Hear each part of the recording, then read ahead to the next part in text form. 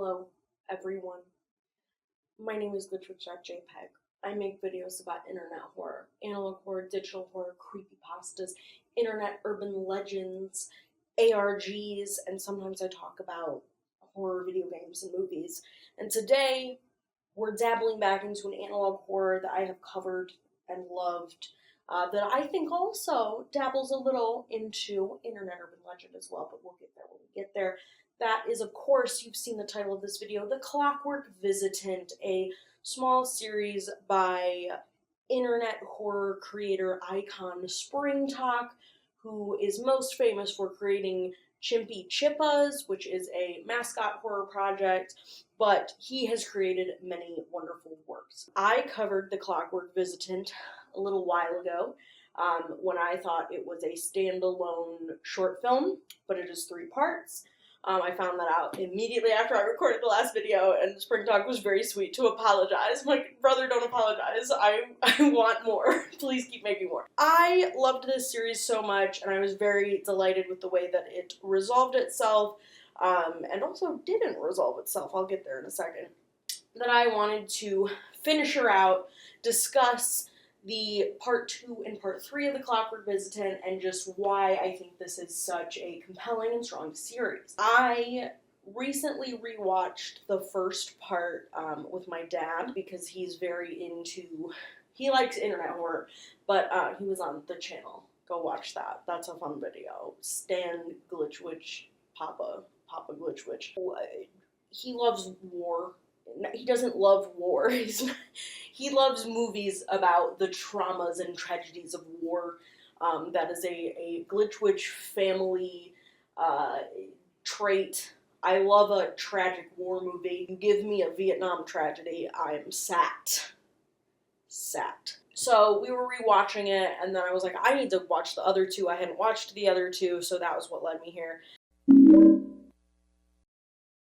I was gone for a little bit because I went on a tour of not that big a chunk of the country, just the Virginias and Michigan. Drove all the way to see my family in Michigan, and on the way there I stopped and I also met Mothman. Great. If you can go to Point Pleasant, West Virginia, and you like cryptids and weird shit, please go to the Mothman Museum. Lovely people, just pillars of our society, truly. It's also beautiful. West Virginia is gorgeous. And then I went and saw my family, taught my dad what Baldur's Gate is, so I know you're watching this, Dad. Good luck. You're in for a journey. And then drove back, and I stayed in the McKinney house, and I met Lilith, and I don't have a picture to prove it, so the source is trust me, bro. I met the entire McKinney family, slept in the house, and no, Diana did not kill me, so I lived to slay another day. But I'm back, I'm here, I'm alive. I do, in advance of covering this video, I just want to say I have been very grateful for the outpouring of love on most of my recent videos, to be honest. The Rocka ARG videos continue to be viewed and commented on, and I am so grateful to all of you. Those were just like intense undertakings, and Bring Her Back, Black Angel Tapes is ongoing, so I will provide an update. There just really hasn't been much that's been updated yet. I'm in the Discord. There's some really, really talented people working in the Discord that are doing great work on that, but it's just not really progressing at the moment, which is standard for a Rocka ARG. This could span 5 years. So, just an update there. Thank you for all of the positive feedback on the Our Girlfriend Maria video. I had a great time making that. I'd like to keep making more, like, capital V, capital E video essays like that in the future. It's a lot of fun for me. Like I said in that video, I am a sociology grad student, so I'm gonna start talking like an annoying person more. I'm gonna cite more articles, you know? Not all the time, but when it's applicable, I enjoy doing the research and stuff like that, and I'm getting better at it because I am in school. But anyway, I digress. Just giving you a lay of the land. I may not be uploading every week. I'm going to try still to do a video a week, but just the way that my life has unfolded the past 2 months, it may not be possible anymore. Because I don't want to just give y'all slop. I want an actual well thought out video that I want to make. I don't want to just make them to make them, because I think y'all can tell if I'm making them to make them, right? So bear with me if I start uploading less, which I know once a week is crazy output anyway. A lot of people don't even do that, which is totally fine. I mean, some of my favorite YouTubers upload like 3 times a year, and that's fine. Like Curtis Connor just uploaded a video yesterday, and I'll wait another year if that meant another Curtis Connor video, because I love him. So I hope you guys don't mind. Without further ado, let's talk about the Clockwork Visitant. So before we get into this, please go to Spring Talk's channel and watch them just boom, boom, boom, because I'm probably going to pause, interject, and I'm also really not going to cover the first one at all. If you would like my thoughts and my opinions on that first video, check out my coverage of it.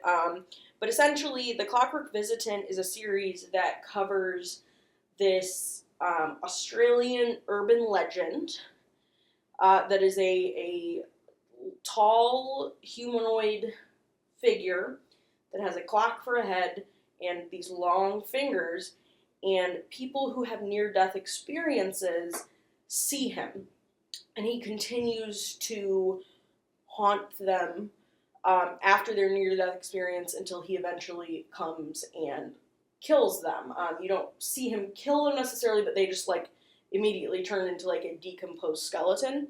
So in the first video, we focused on a young soldier in World War I that survived World War I, but on the battlefield he saw the Clockwork Visitant, and he came home, he created this painting of the Clockwork Visitant, and then eventually the Clockwork Visitant claimed this young man. And from the get, we see people studying this creature as like a urban legend, folklore entity. And that video ends with this very cool found footage style interaction with the Clockwork Visitant. And the Clockwork Visitant 2 begins right where that left off. So we see the entity come and claim this individual that was filming the camera, and it's cool that it's immediately picking up right where it left off.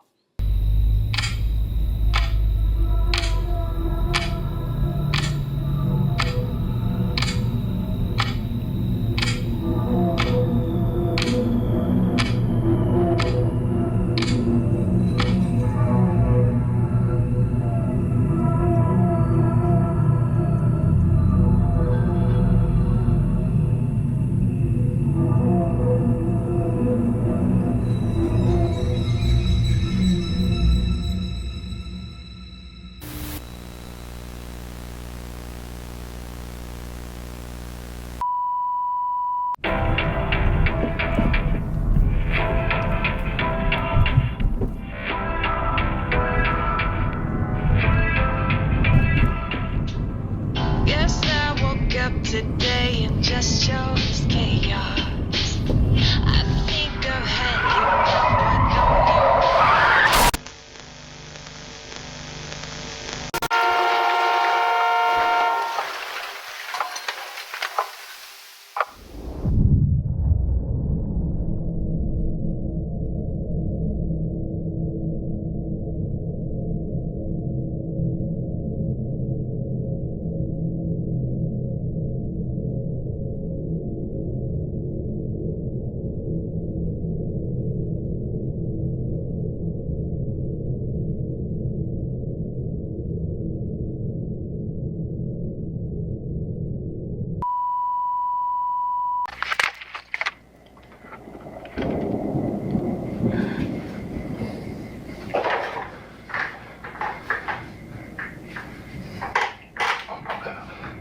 I don't usually do this sort of thing, but if I didn't film it, no one would believe me. Ever since the crash, there's been nights where there's this ticking noise. This thing just appears. Watches me. Looks like a person, but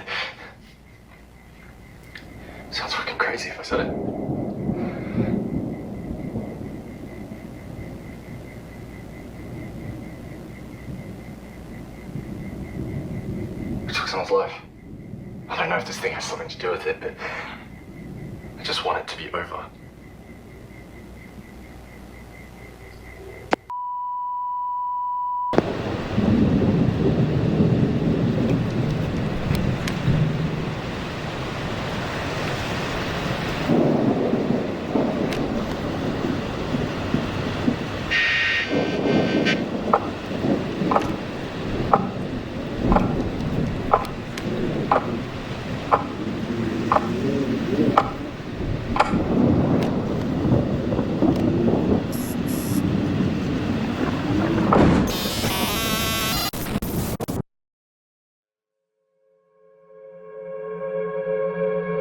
Mass hysteria continues to grow worldwide as Reuben Hill's haunting death sparks intense public debate. Footage captured moments before Reuben's death allegedly shows his assailant appearing meters closer to him before the assault, leading many to speculate that the footage is doctored. While police remain tight-lipped on the validity of the video, comparisons have been made to an urban legend, matching the assailant's appearance. I love, from a structural standpoint, that this second part is picking up right where we left off, and this time focusing on Reuben Hill as the main character. And the thing that I discussed a lot in my first video on the Clockwork Visitant is that I think he is like a physical manifestation of survivor's guilt. I think that he does not appear to just anyone and just any single person who has a near-death experience. I think he is only appearing to people who are in a situation where they have survivor's guilt. So in the first video, we have the young soldier who saw his friends and comrades die, but he survived. Obviously, a very intense moment of survivor's guilt. And then, we saw that at the end of the last one that Reuben killed a woman in a drunk driving crash and survived, and they expand upon that in this one, and he literally says to the camera, like, I took a life, and it is eating away at him. So I think the stronger and stronger that guilt gets, the closer the Clockwork Visitant will appear. And he is a real entity in this. There is, video evidence, there is news reports confirming that he's real.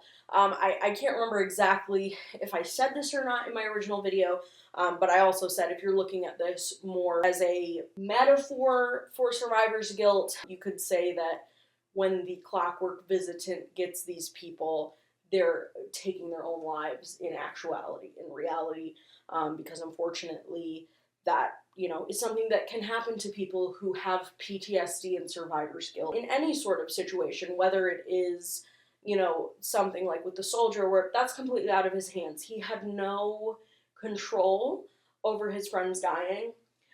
Whereas Reuben here, I mean, it's his fault. He drove drunk. You know what I mean? It doesn't discriminate though. You can be completely innocent and still have survivor's guilt or still be visited by the Clockwork Visitant, which is scary.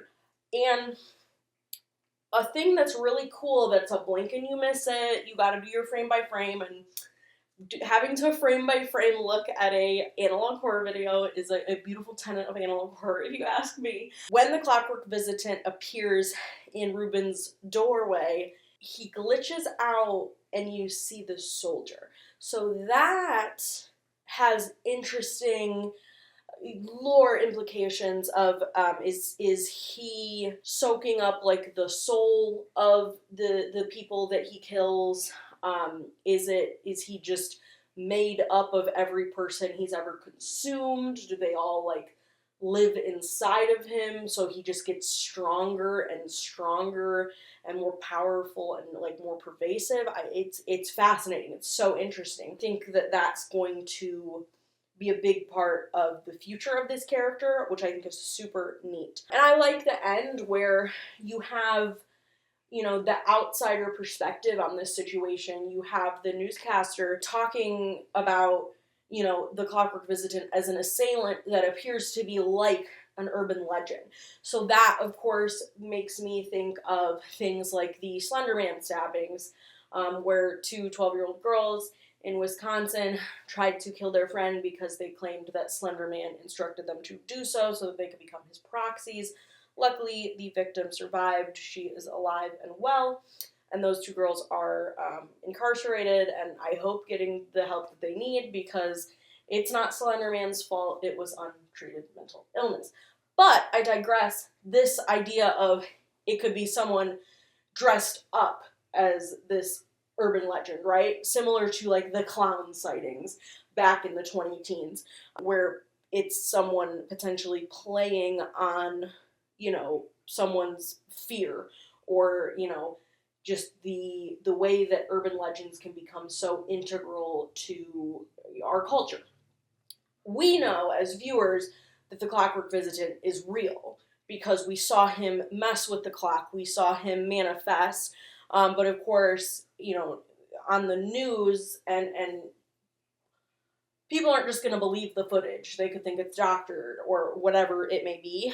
But I like that because it adds some legitimate world building to this entire story, because, we already have the art museum docent talking about it in the first video. So it is this thing that exists. It is this thing people know about, some people may believe in, but most people view as an urban legend, the way that Mothman is an urban legend, or the Sasquatch. Every culture in the world has their own specific urban legend. Heck, every city, every small town has its own urban legend that gets passed around, which I think is super cool, and I'm going to talk more about that in a second.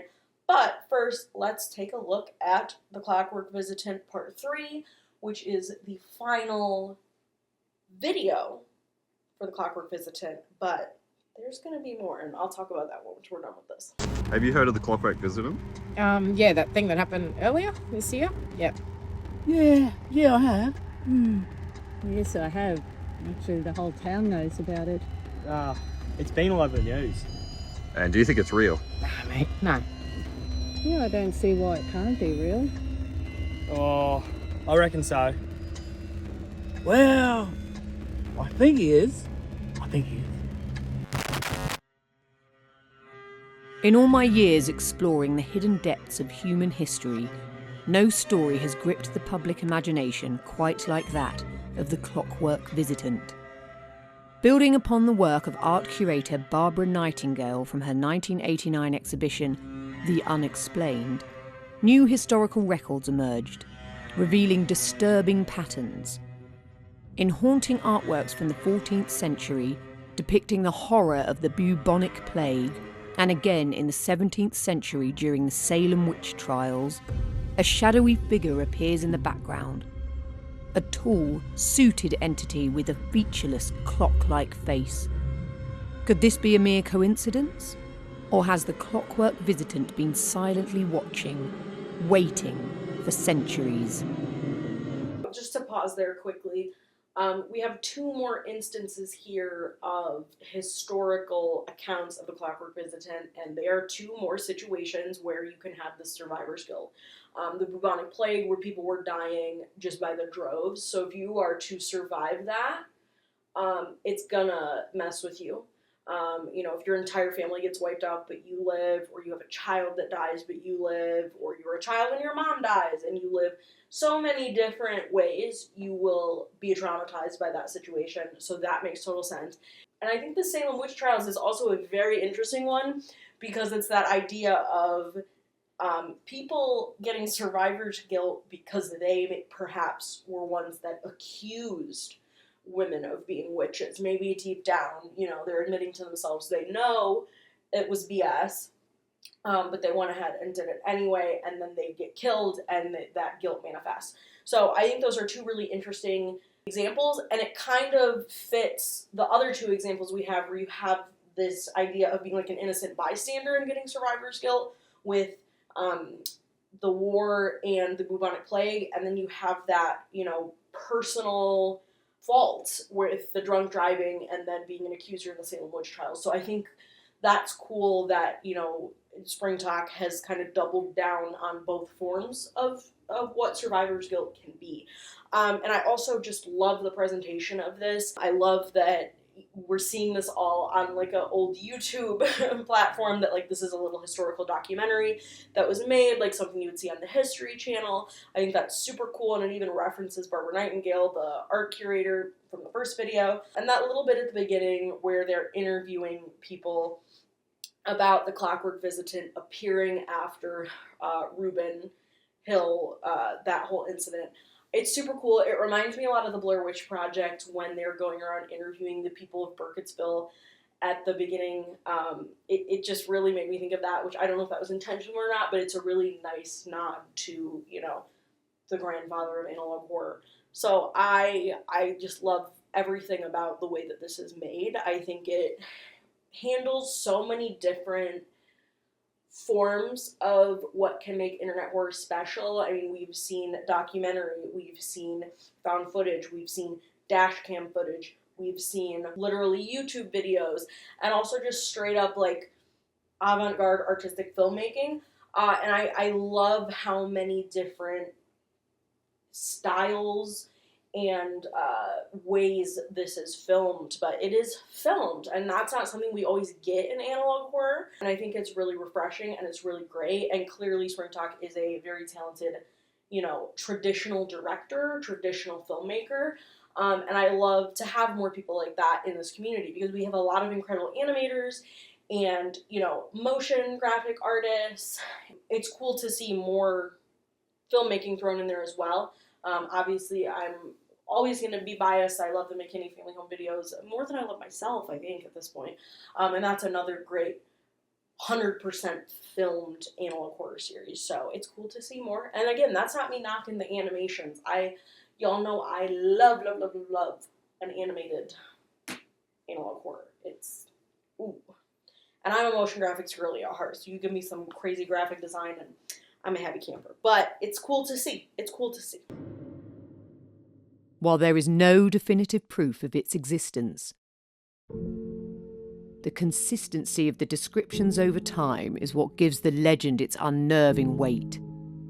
Different people, in different places, speak of seeing the same figure. Its ticking reminds us that every second we hold is borrowed, fragile, and easily lost. The small things in life, once dismissed or overlooked, become precious. Most who've seen the Visitant spoke of a newfound urgency to live authentically, to chase what truly matters and make amends before their time was up. Perhaps the Clockwork Visitant teaches us an undeniable truth. Time isn't guaranteed for any of us, but how we choose to fill it, with meaning and connection, is entirely in our hands.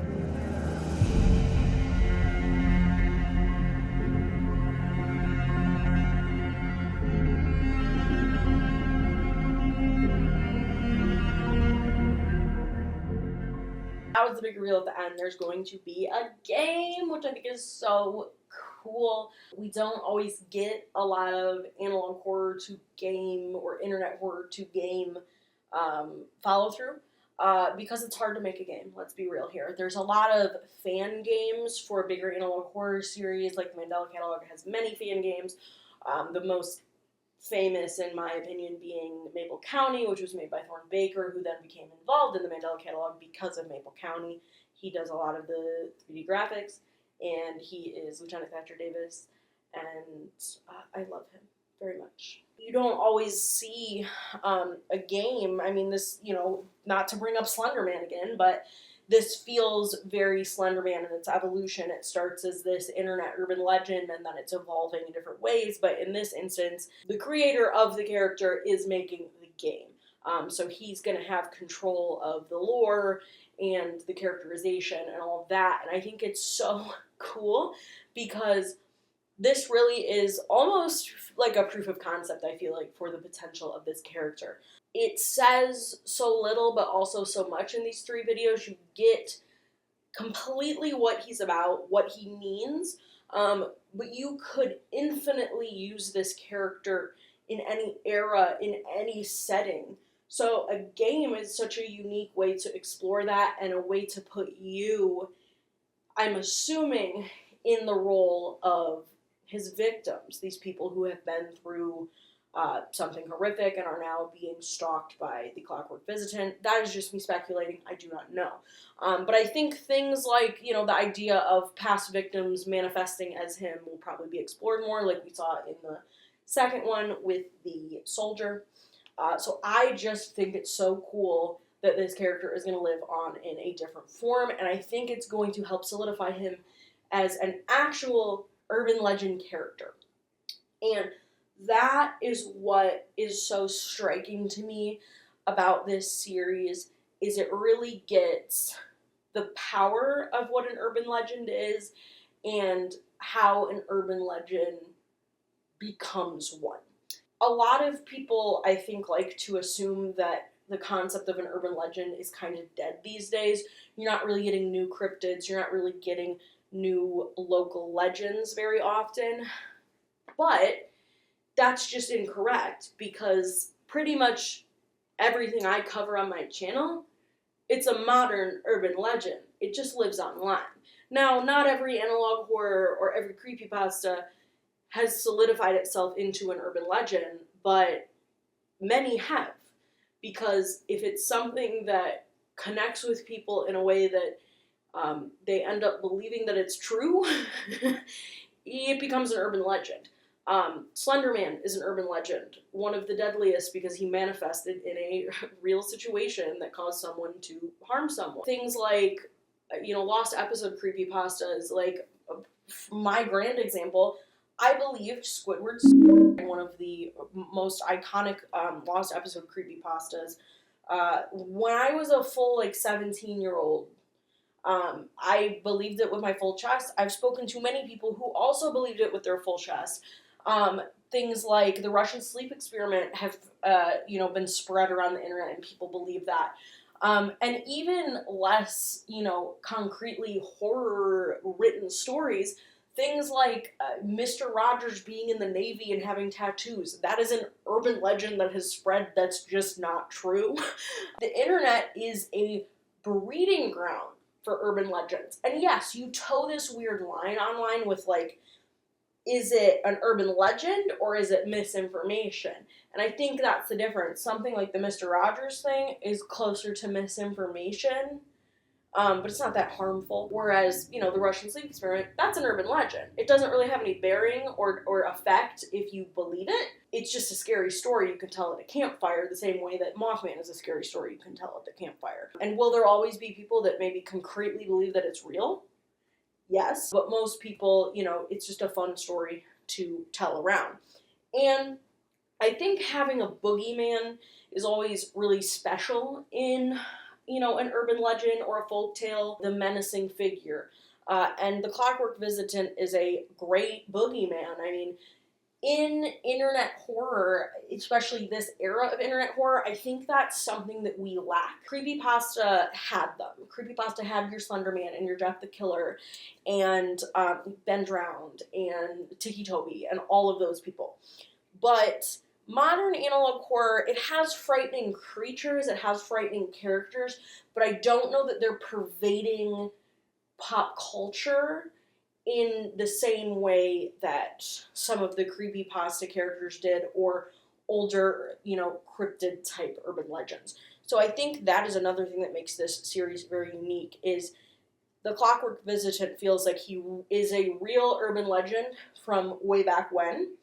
And if you showed this to the right person, they would just believe that this is an existing urban legend. Who's to say it's not, right? Obviously if you do a Google search, this is the only thing that's going to come up. But in that moment, there's that suspension of disbelief where you're like, oh, maybe this is a thing in Australia. I live in America and I just don't know about it, right? So the world building is incredible. I think it lays the path down for him to expand, though, and this is what's so cool to me, from a traditional folk legend to an internet folk legend, because you're bridging that gap of showing him in these traditional spaces, from a historian, an anthropologist, and an art curator to a video game.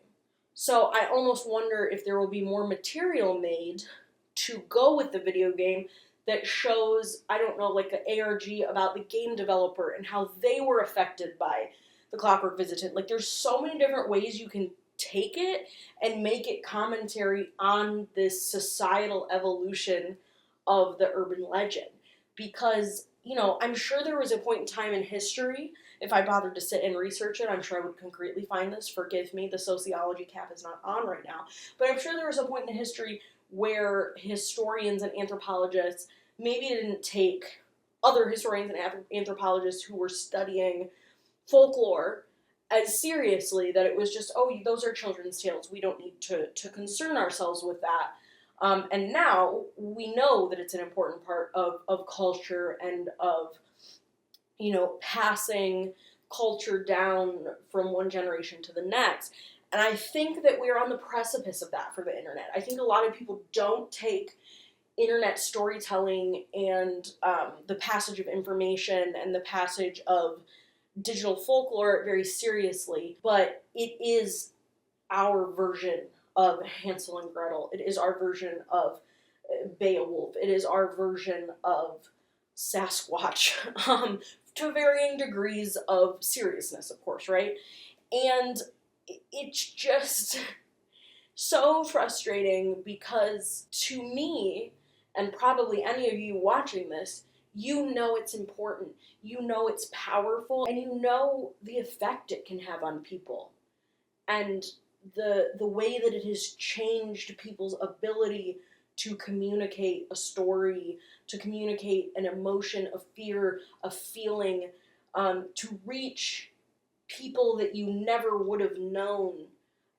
It's so powerful, but because it's still so new and the internet is trivialized, especially nowadays when people view it as such a negative place, people don't want to take it seriously and study it seriously.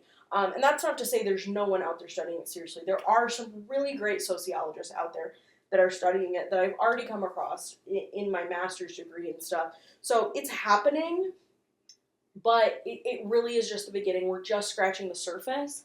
But I think that these meta works that look at, you know, what legend and what folklore and what, you know, the internet can be are such a big piece of the puzzle of studying this as a serious way of idea sharing and culture sharing. So I cannot get enough of this. I love it. I'm so glad to see that the Clockwork Visitant is going to live on in video game form. I will be the first person there. A Spring Talk, if you need a beta tester, call me. I don't have my phone number online. You can email me though, like for real, I would love any way that I can help. I think it's so stinking cool. And I'm definitely going to watch Spring Talk's other work. Now that I have finished the Clockwork Visitant, I will tackle Chimpy Chippa one day. As, you know, if you're a frequent watcher of GlitchWitch, you know I'm very scared of chimpanzees, so I'm a little nervous about that one. But there's another one called The Mannequin Tapes that I'm very interested in because that's like my favorite kind of horror. I love uncanny, weird humanoid stuff. That's why I'm a Mandela Catalog girly so solidly. So I'm very excited for that one. I will definitely be checking that one out. But I am a huge fan. I think Spring Talk has just intense amounts of talent. Please keep making films. And the thing that I think is so cool too is some of his work ends up in like film festivals. Like an edited version of the Mannequin Tapes made it into Scream Fest, which is just so cool because the more eyes we get on internet horror, you know, the more fans we're gonna get, the more people we're gonna get interested. I think there's a lot of horror fans that would love the stuff that's put out by the internet horror community, but they just don't know it's out there. Like, they just don't even think that there's, you know, gold hiding on YouTube, right? People like Spring Talk here and like Nick Catrufo of the McKinney Family Home Videos, putting stuff out with festivals, or like the McKinney is on Found TV, which is a streaming service for found footage horror films. It's just expanding our world to the wider world of horror, which is super cool. It's scary, of course, as well, but, you know, it's a big time to be an internet horror fan. But Thank you so much for watching. Thank you, Spring Talk, for making such a wonderful series. Please go subscribe to him. Again, thank you for all the recent love. I would also like to thank my YouTube members, and I have a few new ones. The Creepypasta OCs are up on screen. We have a new one. Hello, welcome. Survival Horror Emo, we have E-Rob and So-Called Punk, and then in Analog Horror, ooh, I almost lost my ring. In Analog Horror Scary Face, we have Kira Coffer, Alvakin, and our newest, Charlotte Sabina, which, we're really going support for support here because I'm wearing my, I visited charlottesabina.com, and now an evil entity watches me t-shirt. Please support Charlotte. She's a wonderfully talented musician whose debut album Herobrine is releasing soon, and she has several singles out. I interviewed her recently. She's one of us. She's one of us. We have to stand. So thank you to my members. If you would like to become a member, there's a little join button down there. There's different tiers. To my Analog Horror Scary Faces, I'm so sorry. I have not updated perks. I have not uploaded your perks in like 2 months. I'm bad. I'm going to get better. I'm sorry. It's been a year for me. It's been a year. But thank you so much for supporting me. And thank you for just watching, liking, commenting, subscribing, sharing. That means the world to me too. You know, try to live your life freely, enjoy every moment of it, because you never know when the Clockwork Visitant could strike. You start hearing ticking and talking like a clock and run. How he's gonna get you anyway? You can't run. Thank you for watching. Goodbye.